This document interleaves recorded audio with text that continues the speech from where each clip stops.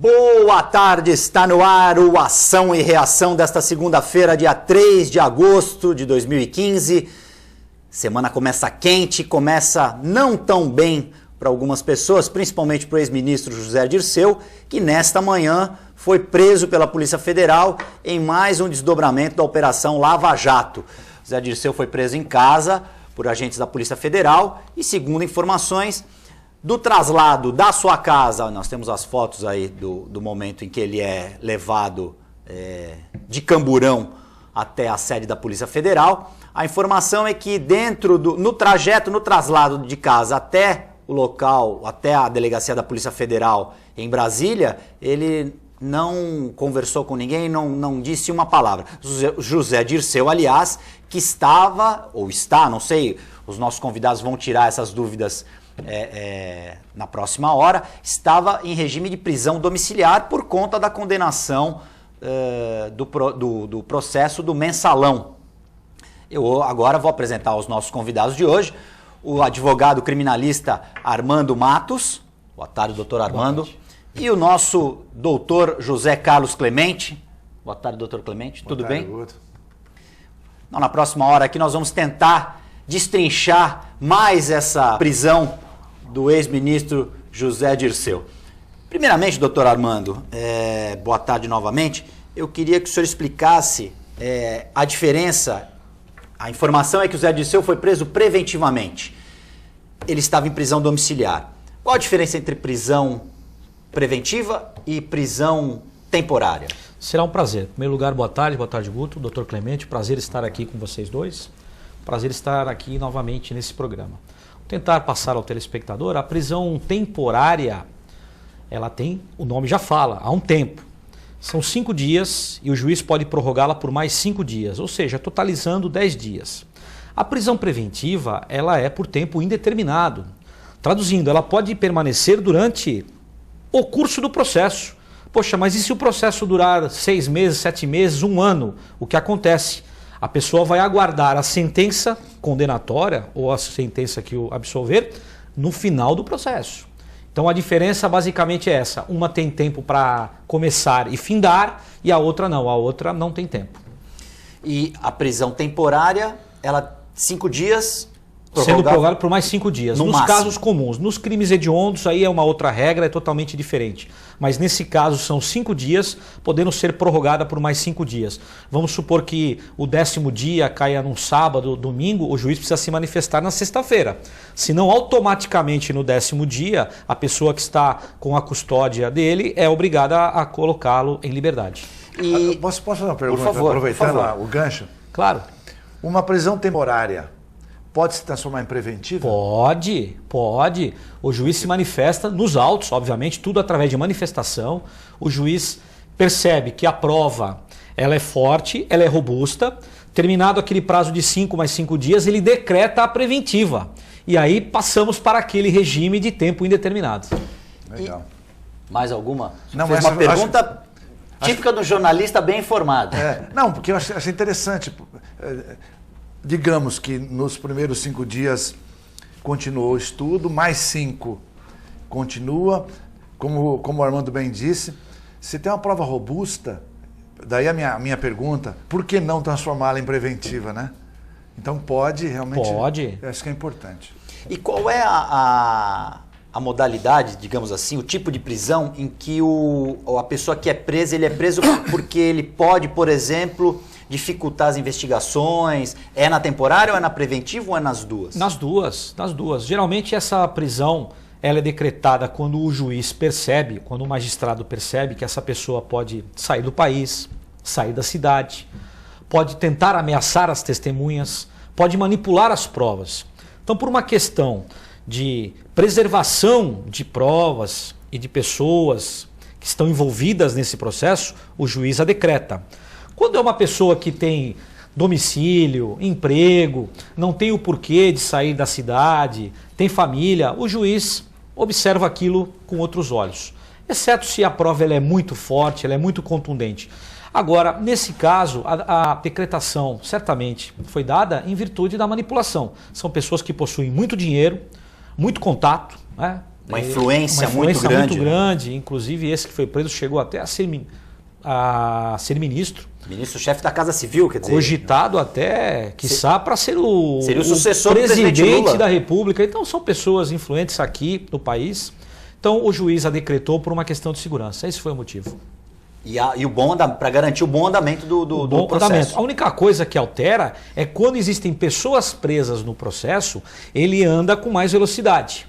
Para o judiciário, para a sociedade, para os advogados é bom, porque o processo não fica demorado. Ele é um processo rápido, ele precisa fluir. Diferente de um processo em que existem pessoas soltas. Então o juiz toma conta, é lógico, despacha, mas com mais tranquilidade, porque não existe ninguém encarcerado. Essa é a diferença. Doutor Clemente. Achei interessante. Até tem muita vez que o Armando falou em relação, por exemplo, ao Marcelo Odebrecht. Pela influência que ele tem, grande, dinheiro, como você bem comentou, então a prisão dele foi decretada exatamente por isso, porque vários advogados do grupo pediram um habeas corpus. Preventivo, né? E inclusive do José Dirceu, foram 3 ou 4 habeas corpus preventivos e todos foram negados, exatamente por entenderem que poderia haver uma manipulação, alteração de provas, algum tipo, enfim, de atitude, até embora do país, né? Que ele tem um jatinho, né? Só uma questão sui generis, se você me permitir. Ele já está preso, né? Ele está preso na casa dele, regime domiciliário, usando tornozeleira. Ele é monitorado 24 horas pela justiça, mas ele foi preso. É um negócio diferente. Era a minha próxima pergunta, doutor. Quer dizer, se ele já estava preso, mesmo que em casa, por que... Então, quer dizer que o juiz entendeu que mesmo em casa ele poderia obstruir, atrapalhar, de alguma forma prejudicar as investigações? Eu não posso te dar certeza. Sim, você está terreno da hipótese. Porque eu não conheço o processo, não conheço o despacho que fundamentou a prisão dele e dos demais envolvidos. Mas certamente o juiz baseou-se nesse ponto. Uma pessoa que tem condição econômica, uma pessoa que tem grande influência, já trabalhou no próprio governo federal, uma pessoa muito ligada ao Partido dos Trabalhadores, certamente a decretação foi por conta disso. Mas realmente ele já estava preso. Ele saiu do sistema fechado, passou para o semiaberto e agora está no sistema aberto, dentro de casa, cumprindo pena em casa, regime domiciliar, usando tornozeleira, monitorado, como eu já bem expliquei aqui. Mas o juiz entendeu que essa pessoa pode mudar o curso dessas investigações, manipular pessoas e determinou a sua prisão. No caso do habeas corpus preventivo, pergunta de leigo novamente, não é uma presunção de culpa já da pessoa que está requerendo esse habeas corpus, doutor? Me permita, quando a imprensa começa, e nesse caso, especificamente nesse caso, a imprensa começou, uma revista de grande circulação começa a falar o nome dele, certamente ele foi aos seus advogados e pediu que fosse impetrado um habeas corpus em caráter preventivo. Foi negado, a ordem foi negada, então ele passou a não ter nenhuma garantia, a qualquer momento poderia ser preso. Eu tenho certeza que ele já esperava isso. Inclusive o Zé Dirceu já tinha dito que não aguentaria ser preso de novo. Ele confidenciou isso a pessoas próximas, que se ele fosse encarcerado novamente, ele não teria forças psicológicas, principalmente, para resistir. Ao contrário do que ele fazia quando estava em liberdade. Eu acho engraçado isso que as pessoas, quando vem a possibilidade de serem presas ou ter algum direito cerceado, eles têm um problema... É uma taquicardia? O senhor como médico, como é que o senhor analisa isso do doutor Clemente? Acho que em primeiro lugar também, voltando ao assunto diretamente, chegou a sair na Veja assim, uma ameaça velada do José Dirceu em relação ao Lula, né? Diz que poderia, eventualmente, caso a coisa se intensificasse, poderia abrir o bico. Deixou de uma forma velada, mas... Deixou implícito que ele... Deixou que isso realmente era uma possibilidade de acontecer. Da mesma forma que o Marcelo Odebrecht, né, o pai do Marcelo Odebrecht, também deixou em aberto essa possibilidade. Então, eu não sei, eu acho que é uma situação difícil para você dizer que vai acontecer ou não vai acontecer, mas cada vez o cerco está se apertando e isso acaba sendo uma possibilidade, né? Inevitavelmente, eu acho que o ex-presidente Lula, em algum momento, ele vai ter que pelo menos prestar algum esclarecimento, o senhor não acha? Sim, porque se o nome dele foi veiculado, foi manipulado durante a instrução do processo, alguém cogitou o nome dele, eu não sei se alguém já falou diretamente, parece que sim. Certamente ele será chamado, não sei em que condição, como testemunha ou como o próprio réu. Isso, as cenas dos próximos capítulos vão mostrar para nós nos próximos dias. Mas é uma pessoa que não pode alegar hoje que não sabia, que não tinha ciência, não tinha conhecimento, em virtude da grande manipulação de dinheiro. Estávamos conversando aqui agora com o doutor, a quantidade de dinheiro muito grande, há cifras que as pessoas nem sabem colocar ali, a quantidade de zeros, porque é muito dinheiro. Será que o presidente não tinha ciência disso? Em nenhum momento algum assessor falou, olha, estão dilapidando a Petrobras, estão dilapidando uma termoelétrica, etc, etc. Será que ninguém falou? Então certamente vão chegar ao nome dele e ele será chamado, não sei em que condição, vamos aguardar. Porque é muito curioso quando uma pessoa de tanto poder diz que não sabia do que estava acontecendo no quintal da casa dela. A gente também sabe que, por outro lado, existem pessoas que falam em nome dessas pessoas de mais poder e aí a pessoa realmente fica vendida. Mas é muito difícil que um presidente da República, por mais assessores que tenha, não seja informado, pelo menos como o senhor citou, olha, tem um probleminha ali. E as pessoas até alertam, no caso da Petrobras, teve uma diretora que informou os superiores que estava havendo problema. Não, inclusive disse que ele é extremamente centralizador. Se você imagina o Lula, né? O Lula, que ele é extremamente centralizador, isso fica pior ainda. Como é que ele não sabia, né? Como é que, mesmo não sendo centralizador, você deveria ter uma participação do que está acontecendo? Imagina sendo centralizador. É muito difícil que ele não tenha, pelo menos, sido alertado, né, doutor? De que alguma coisa... Até porque, eu não sei até que ponto as investigações vão chegar... Porque essas indicações começaram no governo do presidente Lula. Essas pessoas que estavam na Petrobras foram indicadas pela presidente Dilma Rousseff, que era presidente do Conselho de Administração da Petrobras. Ou seja, aqueles nomes passam por um crivo e eles são indicados por alguém. E é impossível que uma pessoa que esteja em cargo de comando, pelo menos uma vez, olha, o fulano vai ser indicado para tal cargo, tudo bem? Qualquer indicação. Até para ministro do Supremo Tribunal Federal, passa pelo crivo do presidente da República naquele momento. Agora é muito complicado nós acharmos que o presidente ou a presidente não saiba, não está sabendo do que está acontecendo. Ficou muito claro que o mensalão, outro processo, a ação penal 470, que correu no Supremo Tribunal Federal, ficou claro que eles pegavam esse dinheiro e pagavam alguns deputados para que eles votassem a favor do governo. Isso acabou, porque nós estamos vendo hoje o Congresso Nacional em choque com a presidência da República. Ponto. Agora, é muito complicado uma pessoa vir a sociedade, a mídia, a justiça, um presidente, falar, eu não sabia de absolutamente nada. Não é possível que algum assessor, durante 4 anos, não te alerte, não te fale que alguma coisa de errado está acontecendo em algum segmento do governo federal. Isso eu não acredito. Até sendo ele centralizador, como bem lembrou o doutor Clemente, né? O Lula, como todo dirigente de esquerda, o que se diz de esquerda, né? Porque o Lula começou na esquerda, mas agora, a foto do ex-presidente. Uma curiosidade, doutor Armando, o ex-presidente tem fórum privilegiado? Não, hoje não. Ele responderia então num tribunal... O juiz Moro, Sérgio Moro, pode decretar a prisão dele amanhã, hoje. Não tem mais não. Está fora do... Então fora. Ele não seria... Está fora do elenco do Código de Processo Penal, que tem prerrogativa, que tem foro especial. À época, como presidente da República, sim. Hoje não mais. Nós até discutimos, é interessante essa sua pergunta, deve ser uma dúvida de todos, as pedaladas fiscais que a presidenta deu aí no passado, estão discutindo isso no governo passado. Só que agora é outro governo, começou ali um marco, né? Novo governo. Agora, aí no caso do Lula, não. Ele não tem mais nenhum foro. Ele não, então... Ele é um mortal. Então ele não responderia no Supremo. Não. Seria o... Não, ele não. Vamos supor que apareça algum deputado federal, algum senador, alguém que tem foro especial, aí o juiz Sérgio Moro pega o processo e encaminha para a instância superior. Mas nesse momento... Pelo que eu percebo, pelo que eu vejo da mídia, das revistas, ninguém ali possui foro especial. Então o presidente Lula a qualquer momento pode ser enquadrado como réu. Então, para o nosso telespectador entender, o foro privilegiado é para políticos que estão em exercício do cargo eletivo. Não só esses, o Código Penal traz um elenco muito grande. Por exemplo, juiz, magistrado. O magistrado não será processado pelo magistrado da cidade dele, na área criminal estou falando, na área civil diferente.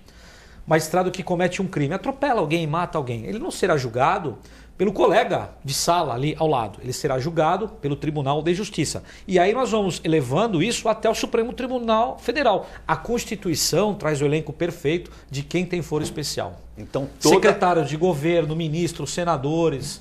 Toda essa sequência, quer dizer, sim, como você explicou, o mesmo juiz de sala, ou seja, ele não pode ser julgado por um colega da mesma altura, e sim na instância superior, ao tribunal. Como existe o caso também, é uma outra situação, da prisão especial. Por exemplo, o Dr. Clemente, ele é médico, ele tem formação, curso superior, ele tem direito a uma cela especial até o trânsito em julgado. Isso é outra coisa. Vamos explicar. Isso não é foro especial, isso é uma prerrogativa, porque o nosso código é antigo e preservaram isso. Até uma discussão se isso deveria cair ou não. As pessoas que detêm o curso superior, elas terão direito à prisão especial até o trânsito em julgado. Transitou em julgado, acabou o processo, vindo o decreto condenatório sem condição mais de recurso, aí vai para a cela comum. Isso é uma garantia que as pessoas que têm curso superior detêm. Como a polícia. O policial não será inserido no sistema prisional junto com a pessoa que ele prendeu de tarde. Né? Ele chega à noite, discute com a esposa, mata a esposa, ele vai preso. Ele não pode ir para a mesma cadeia. Tem o presídio especial. Até porque na questão da prisão especial, muita gente acha que eu tenho curso superior, então mesmo que eu seja condenado, eu tenho direito a uma cela especial. É um grande transitado e julgado, todos os recursos esgotados, vai para o convívio normal. Vai para a penitenciária comum junto com as outras pessoas. Doutor Clemente. Não, acho que é interessante. Mais do que justo isso, né? Agora, se houver um risco para a vida da pessoa, quer dizer, ela pode ir para uma outra cela que não... Precisa comunicar o diretor do estabelecimento prisional, comunicar e provar, não adianta só falar, precisa trazer dados. Certamente o diretor, por uma questão de humanidade e de capacidade dele ali de gerir a penitenciária ou... chama o CDP, certamente ele vai colocar essa pessoa em local especial.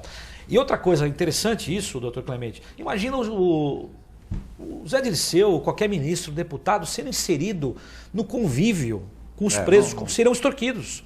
Que são pessoas que têm muito dinheiro, têm poder econômico, conhecem pessoas. Não seria também de bom alvitre colocar uma pessoa desse cabedal, não que ela seja diferente, mas ela tem capacidade financeira e tem conhecimento, colocar no mesmo espaço. Seria interessante. O caso do mensalão, né? Foi o caso do mensalão. Seria interessante porque aí eles seriam colocados do outro lado, eles passariam a sofrer o que eles, segundo a justiça, supostamente, em alguns casos já comprovado, passariam ao outro lado, seriam extorquidos. Mas isso não é justo. Não, isso eu não também, é justo. também e vou te falar uma coisa, isso o governo já fez no passado. O crime organizado nasceu no Rio de Janeiro, nós sabemos disso, e quem criou foi o próprio governo federal, quando inseriu no presídio da Ilha Grande pessoas que pensavam, que liam Karl Marx, que liam obras fantásticas, pensadores, os presos políticos foram inseridos no sistema prisional junto com os presos comuns. Ali criaram o crime organizado Comando Vermelho. São pessoas que pensam e tinham força. E daí vem essa crescente que nós observamos. A mistura, ou seja, o convívio do intelectual com quem praticava, com quem estava na linha de frente, é que foi o embrião do crime organizado no Brasil. Quem pratica é o que tem a força, é o que tem a vontade, é um homem que tem coragem, tem armas. E o outro pensa e fala, não faça isso, faça aquilo. Foi aí que começou o crime organizado no nosso país. E durante a ditadura militar eles foram inseridos... presídio da Ilha Grande. No Rio de Janeiro. Presídio da Ilha Grande. Aliás, um paraíso a Ilha Grande. Não existe mais o presídio. Não existe mais. Um crime de fazer um presídio, tanto lá como em Fernando de Noronha também havia um presídio lá. Eu acho que as autoridades poderiam pensar em lugares melhores para se colocar os presos. E aí, aproveitando que a gente está falando de preso, doutor, eu queria saber a sua opinião a respeito do preso. Na sua opinião, existem alguns que trabalham, mas todos deveriam trabalhar? Sim. Para garantir o seu sustento da sua família lá fora? Sim, é uma pergunta interessante e todo mundo... A gente vai numa festa e o doutor Clemente deve ser a mesma coisa na área médica, né? Os questionamentos. Eu tenho a seguinte ideia: o presídio deveria ser um local para ressocializar a pessoa. O que o Estado faz hoje é aglomerar, Juntar todo mundo. aglomera as pessoas numa situação desumana em que o camarada entra ali com um artigo, ele é um homicida, e ele acaba percebendo que existem outros crimes para serem praticados e acaba ganhando a escola do crime. E nós estamos discutindo isso em nós reduzirmos a idade Seria uma a próxima idade pergunta que eu penal faria.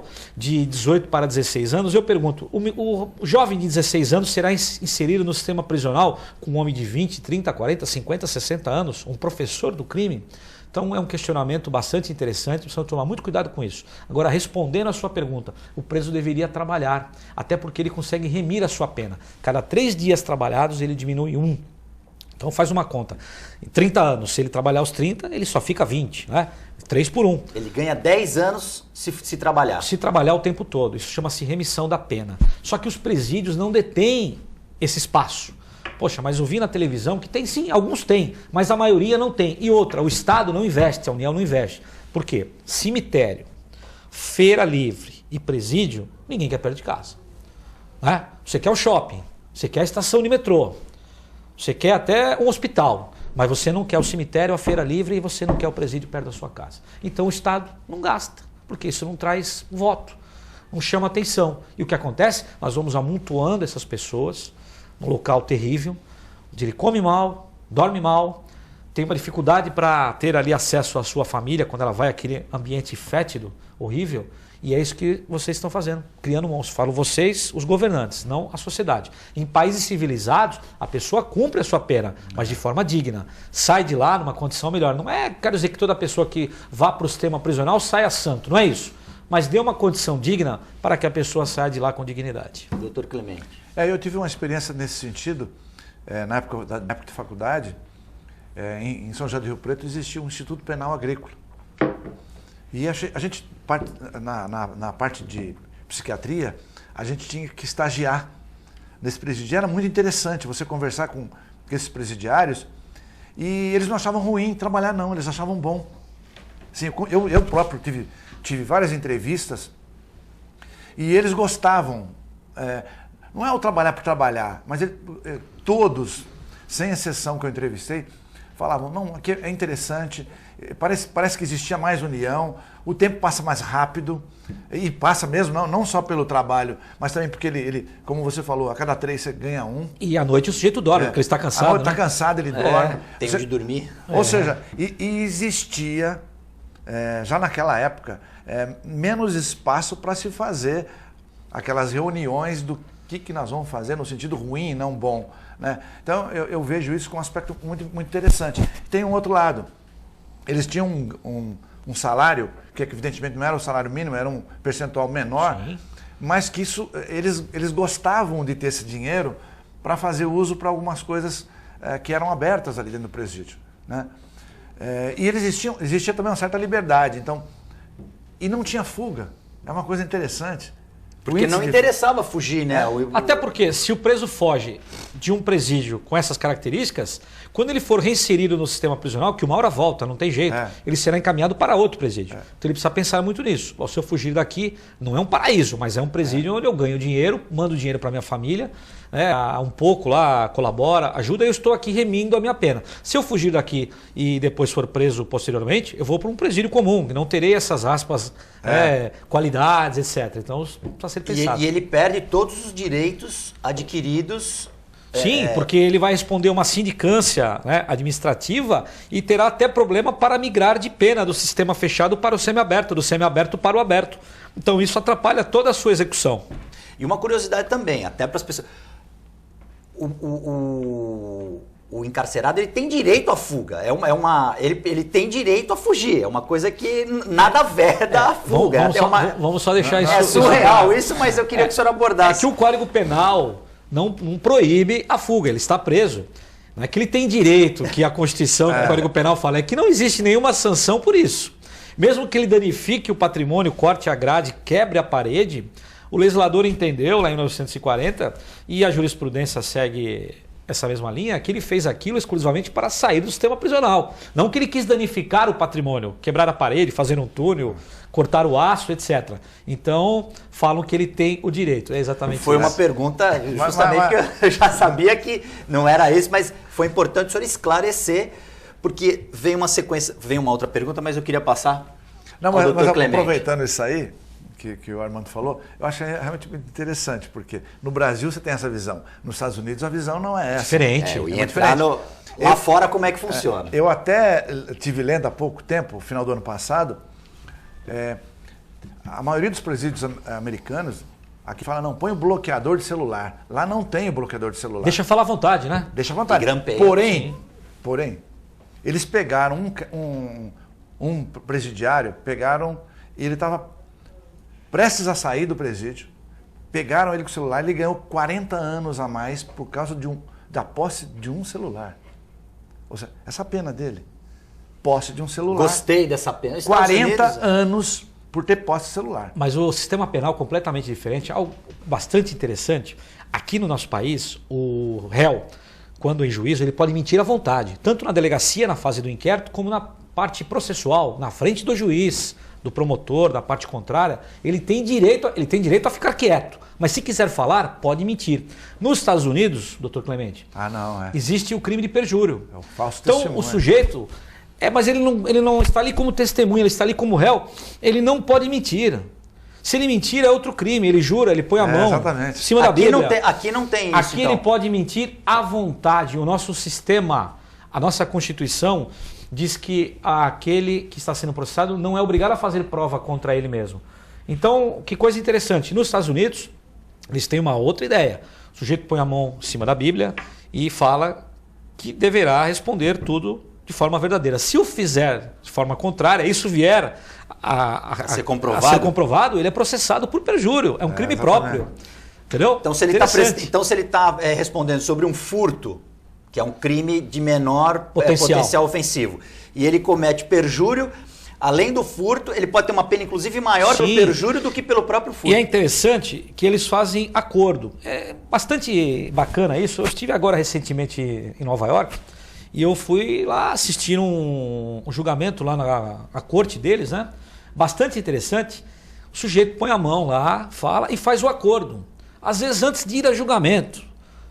O Ministério Público faz o acordo com ele. Meu filho, você quer ir a julgamento? O cara fala, não quero. Então faz isso. Reduz a pena, e paga alguma coisa em prol da sociedade e não se vê processado, mesmo nos crimes maiores. E quando ele faz a delação premiada, ele recebe uma reprimenda menor. Só que aquele que o acusa, o órgão estatal, tem certeza que ele praticou.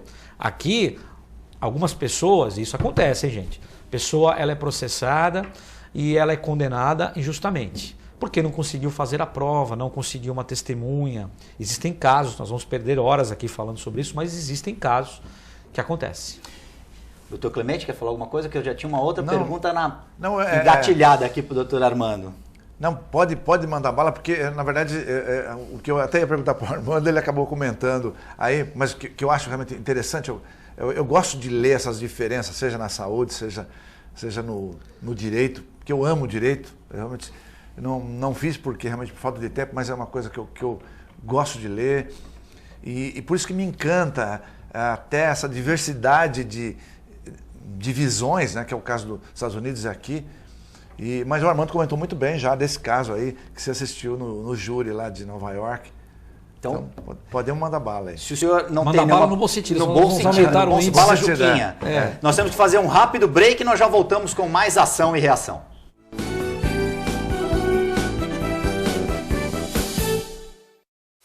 Com o objetivo de atender cada vez melhor, o Plano de Saúde Santa Casa oferece a você e a sua família uma ampla rede de atendimento em Santos, São Vicente, Praia Grande, Cubatão e Guarujá. Além de contar com a melhor equipe médica e multiprofissional do litoral paulista.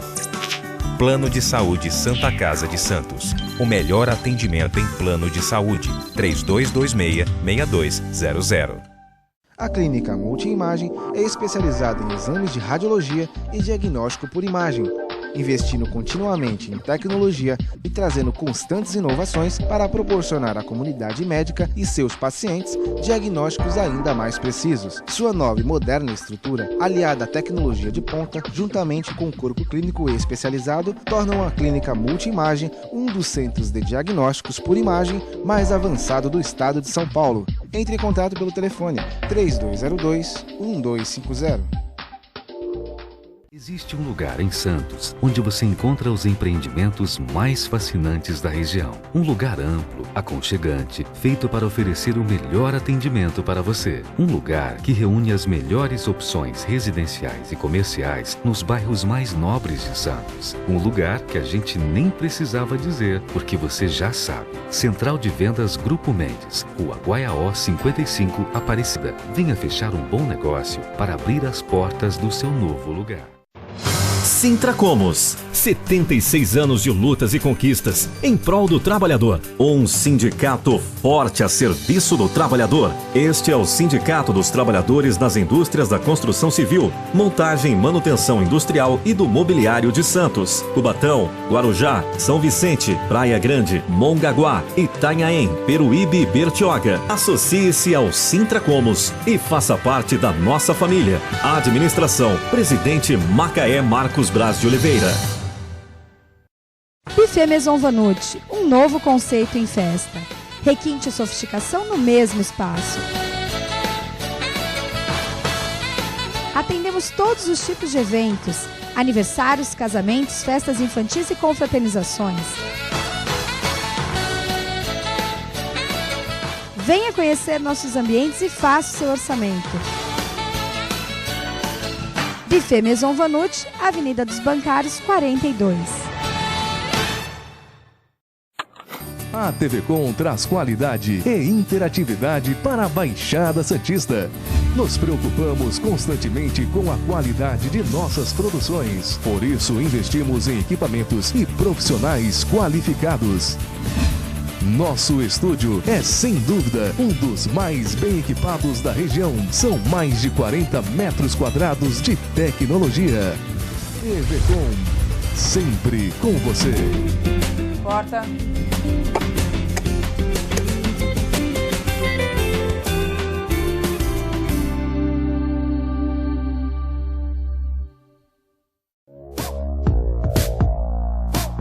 Sindicato dos Trabalhadores Municipais de Praia Grande, há mais de 20 anos levando aos seus associados planos de saúde e convênios, assistência odontológica e jurídica, curso de capacitação e outros benefícios, dando aos servidores melhores condições de trabalho e qualidade de vida.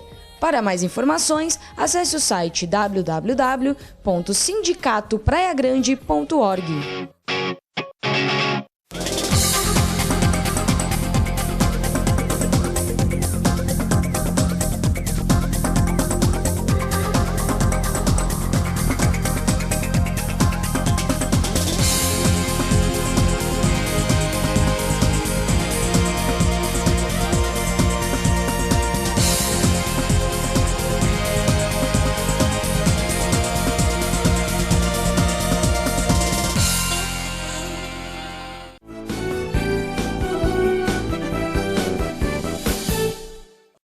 Já estamos de volta com programação e reação dessa segunda-feira, que hoje discute temas quentes. Estamos aqui com o advogado criminalista Armando de Matos e com o doutor Clemente. A gente está discutindo um pouco a repercussão da prisão do ex-ministro José Dirceu, os desdobramentos da Operação Lava Jato, mas a gente está discutindo também a questão prisional, a questão criminal no nosso país.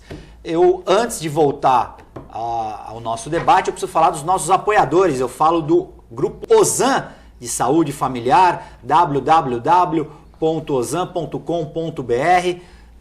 Eu tenho certeza que se você entrar ou no site ou no telefone que eu vou passar para vocês agora, 32288000, você vai ter todas as informações do melhor plano de assistência familiar da nossa região.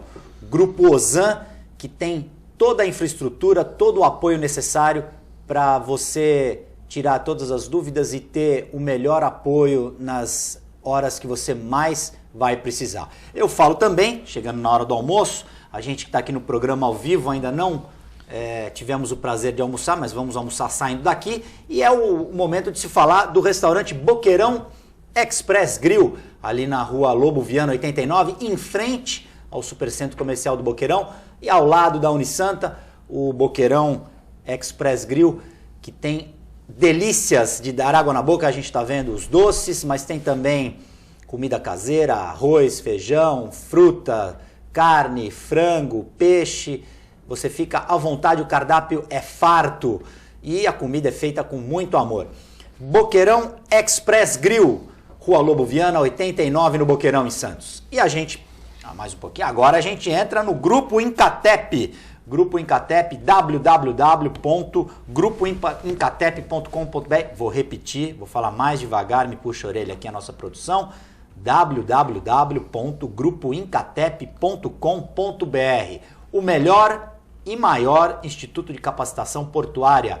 Você, trabalhador portuário que busca uma capacitação e uma reinserção no mercado de trabalho portuário, não pode deixar de fazer um dos cursos oferecidos pelo Incatep. O Incatep tem os mesmos simuladores que os portos estrangeiros têm. Então, a capacitação é feita num alto grau de qualidade. Grupo Incatep, www.grupoincatep.com.br. Podemos voltar agora ao nosso debate. Antes de começar, nós recebemos aqui uma pergunta do presidente do Sindaporte, meu querido amigo Everandi Cirino dos Santos. Boa tarde, Cirino. Ele manda uma pergunta aqui para o doutor Armando. Uma editora ou produtora de TV pode ser responsável, pode responder a processo criminal por pautar algum assunto e esse assunto não ser verídico? Em primeiro lugar, abraço ao meu amigo Cirino, sempre atento ao seu programa. A pergunta é bastante interessante. Hoje, no país, não existe ninguém imune a nada. Imagine um jornalista, a pessoa que mexe com mídia diretamente, tanto faz televisão, internet, mídia escrita, e ela causa um dano, uma injúria, uma difamação, uma calúnia a uma pessoa.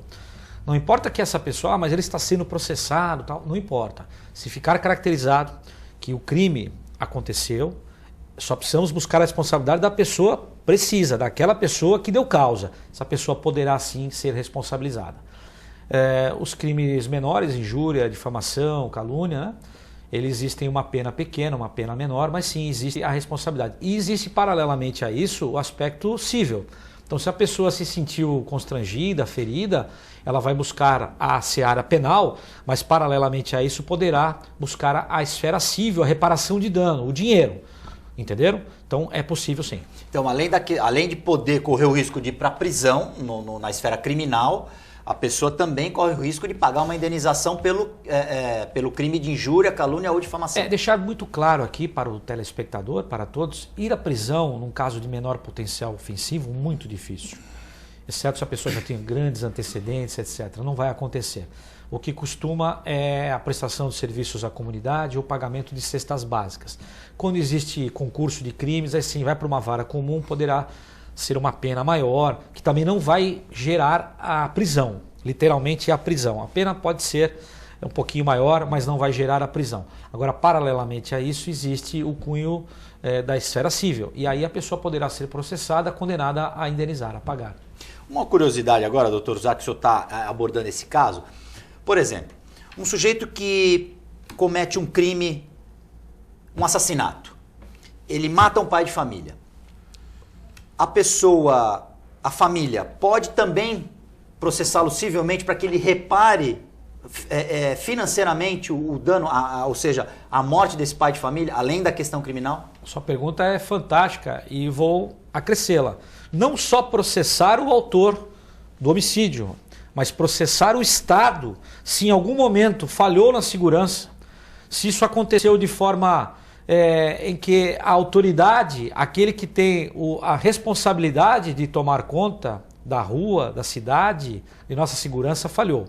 Mas a sua pergunta é bastante interessante. Aquele que tira a vida, ele poderá ser processado civilmente, e se tiver patrimônio para responder, porque não adianta você processar uma pessoa que não tenha patrimônio. Aí nós até brincamos, ganha, mas não leva. Porque você conseguiu o decreto condenatório, conseguiu que essa pessoa seja processada, condenada, mas ele não tem dinheiro para reparar esse dano. Mas se essa pessoa tem, efetivamente patrimônio, sim. Doutor Clemente, alguma dúvida nessas questões? Não, achei interessante. Agora, voltando ao negócio lá da mídia, o que acontece é o seguinte, eu acho que as mídias escrita, falado, internet e tal, o pessoal também está escolado, né? Eles normalmente entrevistam alguém e segundo informação de tal pessoa. A Globo usa muito isso também. No final sempre eles colocam segundo informação de tal. Raramente ela vai se expor, ou excepcionalmente ela vai se expor diretamente, sem que seja uma entrevista com alguém, sem que seja um dado concreto, algum documento que chegou às suas mãos. E ouvindo a parte contrária também. E também ouvindo a parte contrária. Então, fundamental no jornalismo, ouvir as duas partes ou todas as partes envolvidas. Agora, quanto ao aspecto de cível da indenização, por exemplo, isso é uma coisa que no Brasil praticamente não se faz, né? Embora possa, como o Armando deixou bem claro, e eu confesso até que é uma coisa que normalmente não é muito pensada em se fazer, eu acho que é uma coisa realmente muito interessante, né? Por que você tem que, por várias razões, vamos dizer, indenizar alguém por uma coisa muito menor, porque não seria por um crime, desde que a pessoa tenha realmente condições para isso. Sim, porque a honra da pessoa é algo muito importante. É o que, depois da nossa vida, a nossa honra é algo muito importante para um profissional liberal, para um jornalista, não importa. Aquele que tem o seu comércio, ter a sua honra maculada, aviltada, destruída, isso pode ser o fim. Nós observamos muito isso pelas mídias sociais, pela internet. O pessoal acha que a internet é um campo livre, que você pode inserir lá no seu teclado, escrever o que você quiser e não acontece nada. Gente, não é assim. Existem hoje, inclusive, delegacias especializadas em São Paulo. Em crime cibernético, né? Crime cibernético. E vão buscar através do IP da sua máquina e chegam na sua porta de manhã cedo com uma intimação. Então esse negócio de Facebook, aqui eu posso falar o que eu quiser, eu escrevo o que eu quiser, falo da minha sogra, falo do meu parente, falo do meu amigo, não é assim. A internet não é um campo livre. E hoje a tecnologia faz com que as autoridades policiais cheguem na sua porta. Cuidado. Eu ia abordar essa questão dos crimes cibernéticos, porque hoje a pessoa acha que ela está atrás do computador e ninguém está vendo que ela está ali de alguma forma imune e está garantida. Não é bem assim. Não está. Uma outra dúvida, doutor Armando, em relação a essa indenização na esfera civil. O réu, a pessoa que matou, que cometeu o crime, não tem dinheiro. Aí o processo cabe contra o Estado. O Estado continua sendo responsável por indenizar essa pessoa. Existem casos e casos. Você pode promover uma ação contra o Estado se seu carro for furtado na via pública. Você parou num lugar regulamentado, certinho, você volta, o seu veículo foi subtraído. Você não tem seguro. Hoje a maioria das pessoas tem seguro. Quem tem hoje um carro, um automóvel, obrigatoriamente tem seguro. Mas o sujeito não tem seguro. E a sua motocicleta furtada? Ela pode promover uma ação contra a fazenda pública. Se vai ganhar, se vai receber no precatório, é outra história.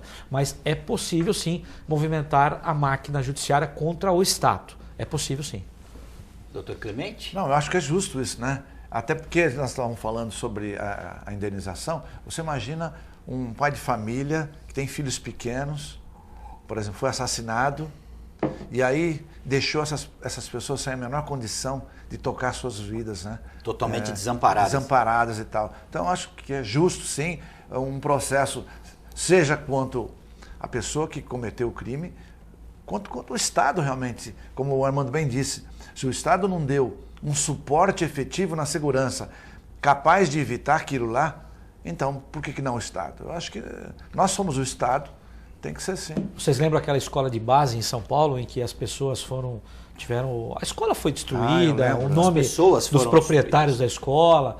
E quem vai pagar esse prejuízo? Porque se esse sujeito abrir uma escola em outro lugar, outra cidade, ninguém vai procurar, porque vai ficar aquela pecha, né? Ele vai ficar sempre imaculado. E mesmo tendo sido absolvido, porque não se provou nada em contrário, foi depois... Destruiu a vida. Mas a dúvida foi criada, né? Exatamente. E a imprensa aí teve muita culpa nisso. Sim. Porque não apurou porque embarcou numa história que não era verdadeira. Não era verdadeira. Quer dizer, colocaram na boca das crianças o que queriam, a imprensa não investigou da forma como deveria. E depois de algum tempo veio a verdade, ela aflorou, mas as pessoas tiveram o seu patrimônio destruído. E não adiantou desmentir, fazerem novas reportagens, porque o dano estava causado. Então a imprensa tem grande responsabilidade na apuração, na cobrança, mas também precisa ter muita responsabilidade, porque uma vez cometido um erro, não adianta, porque o estrago já está feito. A imprensa hoje ajuda muito o país. Se não fosse a imprensa, nosso país não estaria como está hoje. É verdade. Sem dúvida. As coisas estão aparecendo aí porque a imprensa põe a mão e força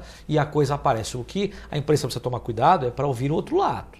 Não é porque a autoridade falou que aquilo torna-se uma verdade. Senão fica aquilo que os nazistas usavam, né? Que uma verdade, que uma mentira dita de forma repetida, ver uma verdade. Não é assim. Vamos observar, vamos aguardar, deixa o Poder Judiciário se pronunciar. Só que a mídia quer velocidade, porque o que é engraçado hoje, amanhã já não é mais. Esse é o problema. E o grande problema também é a rapidez. Eu preciso dar o jargão jornalístico, o furo, na frente dos meus concorrentes. Então, às vezes, num afã de dar uma informação que você não tem 100% de certeza, você acaba dando uma informação errada. Isso aconteceu, não tem nada a ver, mas foi uma barrigada, como a gente também costuma dizer no jargão jornalístico. Um colega que ao vivo, no SBT, disse que na porta do hospital que o João do Pulo havia morrido e o João do Pulo não estava morto ainda. Ele veio a falecer mais para frente. Mas o repórter, querendo dar informação na frente dos concorrentes, acabou matando a pessoa antes dela morrer. Então, não está mais no meio jornalístico, o colega, infelizmente, porque também ficou marcado por essa pecha negativa. Voltando à nossa questão prisional, doutor Armando, eu queria perguntar para o senhor é a favor da privatização dos presídios? Eu sou a favor. O problema é que isso custa caro. E o Estado não vai inserir dinheiro porque precisa fazer contratos, etc. E vai pagar. Porque a empresa que ganhar a licitação, ela vai precisar receber do Estado, porque ela não vai tirar frutos da cadeia. Por mais que os presos trabalhem, construam blocos, bolas de futebol, façam isso, façam aquilo, o custo operacional do presídio não vai ser pago por eles, vai ser pago pelo Estado. E o Estado não quer deixar de construir pontes, fazer escolas, para construir presídios e entregar na mão da iniciativa privada que ganhou a licitação para que o preso tenha uma vida melhor. O que é um erro, porque se nós fizéssemos isso, certamente o preso, o condenado, depois do seu tempo na cadeia, que ele pagou para o Estado, ele será um homem diferente. E o que nós estamos fazendo hoje é criar animais, criar bichos. E esses bichos vão voltar à sociedade e vão entrar em contato conosco, com os nossos filhos, com os nossos parentes, e vão conviver ao nosso lado depois de passar naquele local. Doutor Clemente, é a favor da privatização dos presídios? Não, eu sou a favor. Mas nos Estados Unidos eu acho que a coisa funciona melhor, porque o que eu estava lendo é que o governo ele investe menos dinheiro do que investia quando ele tomava conta do presídio sozinho. Ou seja, se ele gastava, vamos dizer, $1 milhão, ele gasta hoje 700 ou 800. Ou seja, ele não ficou zerado quanto, vamos dizer, a privatização. Mas ele despende menos dinheiro proporcionalmente ao que ele despendia antes. Eu não sei se isso seria viável no Brasil, como o Armando falou, você tem que estar preparado para isso e tal. Mas, então seria uma dupla vantagem. O governo americano passou a economizar parte do dinheiro, parte ele deposita, e além disso tem o trabalho da pessoa no sentido de a ressocialização do preso, que realmente eu acho que é mais importante. Porque você encher a cadeia de gente e não tiver um preparo, uma ressocialização, vai acontecer isso que o Armando já falou muito bem, as pessoas vão voltar talvez até piores do que entraram. Interessante essa questão. Os Estados Unidos têm vários exemplos positivos que poderiam ser não aplicados aqui, porque a nossa realidade é outra, é um outro país. Mas são experiências que poderiam ser, no mínimo, analisadas, né? Os Estados Unidos existem alguns pontos positivos e pontos negativos. Mas vamos olhar os pontos positivos, coisa interessante. Lá tem aquela prisão pequena, né? Então o sujeito foi encontrado no seu automóvel dirigindo embriagado, doutor Clemente. O médico constata que ele estava efetivamente bêbado, alcoolizado, e o juiz determina que ele fique 1, 2, 3, 4, 5 dias na cadeia. Sabe quem vai pagar o custo? Ele. Ele. Ele vai pagar o custo da cadeia. Como vai pagar? Sim, vai pagar. Você ficou lá, você comeu, bebeu, tomou banho, usou papel higiênico, usou toalha, você vai pagar por isso. Bom, mas aqui no Brasil isso não vai dar certo, porque as pessoas não têm condição. Isso é uma outra história. Em compensação também, lá eles têm a pena de morte. E eu sei que vocês vão bater agora em mim, vão ficar chateados, mas a pena de morte é uma pena que não tem volta. Uma pena que não tem volta. E lá nos Estados Unidos mesmo já aconteceu do erro judiciário. E apareceu depois de anos. O sujeito foi preso, cumpriu a pena e depois estava ali aguardando no corredor da morte e aparece o verdadeiro criminoso. Porque a própria perícia deles lá descobriu que o A não era o autor do crime, sim era o B. Mas o sujeito ficou ali aguardando a morte chegar e em vários casos a morte ela é autorizada pelo Estado. Até tem uma discussão, isso, porque quem ministra são os médicos, né, para fazer injeção letal. E o médico não quer, porque o médico assumiu quando ele terminou a faculdade lá de não matar ninguém, de dar a vida e não tirar a vida. Isso eu até prefiro que o Dr. Clemente fale se ele tiver tempo, mas é um lado interessante e há uma discussão. Então a pena de morte, cuidado. Primeiro lugar, não tem volta. Segundo lugar, cuidado, gente, porque todo esse ódio que a sociedade pretende contra essas pessoas, às vezes pode voltar, porque um filho seu, um parente seu, pode responder a um processo crime e ser condenado. Então pensem nisso. Doutor Clemente. Não, eu também sou contra a pena de morte, eu sou contra. Como é que fica eticamente o médico nesse exemplo lá dos Estados Unidos? Como é que o senhor tem como analisar isso? Essa resistência existe mesmo. Eu acho que existe por várias coisas. Uma delas seria o próprio juramento, mas tem o outro lado também, que é um lado, o cristão, por exemplo, ele não quer assumir. Eu acho que é um ônus muito pesado você, vamos dizer, como empregado lá, entre aspas, você chegar lá e botar uma injeção letal, muitas vezes, daquilo que você também não defende. Eu acho que realmente é complicado. É difícil. Culturalmente, inclusive, a gente não está preparado para isso, não. De uma forma em geral, não. Mesmo as pessoas que defendem a prisão de morte, e no Brasil, segundo a Folha de São Paulo, 82% defendem a pena de morte, são favoráveis à pena de morte, mas se você pedir para que você teria coragem de injetar, ele vai dizer que não. Né? Desde que o outro mate, ok, mas não... E essa situação do médico é até pior que na questão, por exemplo, do pelotão de fuzilamento. No pelotão de fuzilamento, quem está ali não sabe... Só existe uma arma viciada ou duas armas. Uma bala que vai matar, o resto é festim, mas o pelotão não sabe em qual arma está, até para não causar esse drama de consciência, né? Sim, mas tem um aspecto psicológico, né? Talvez isso seja cobrado para esse soldado lá na frente, no aspecto psicológico, como eu disse. Mas esse negócio de pena de morte, gente, aqui no nosso país, primeiro que não pode, que a Constituição não autoriza. Existe um caso só que é autorizado aqui no nosso país, que é o caso de guerra declarada, né?